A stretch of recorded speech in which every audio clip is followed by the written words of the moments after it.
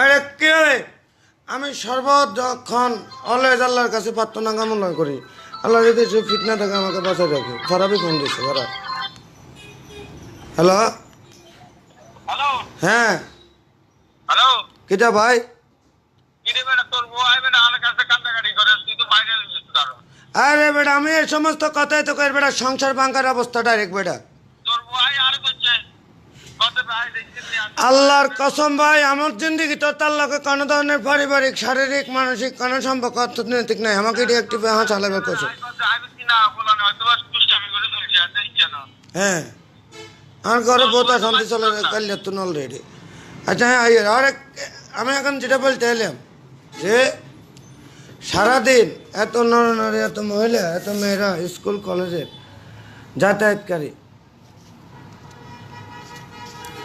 তারা বাস্তবে মোবাইলে দেখে কিংবা সরাসরি দেখার পরে তারা অপলক দৃষ্টিতে একবার তাকাইবার পর বারবার শতবার তাকায় আমার দিকে, আমার মুখের দিকে।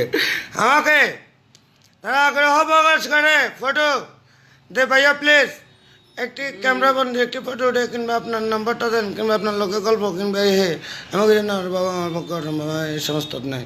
আরে কীভাবে আমি এড়িয়ে যাই, কারণ এগুলো বড় ডেঞ্জারাস বিষয়। এইসব ফিতনা তুললে মানুষ তামা তামা হয়ে যাবে।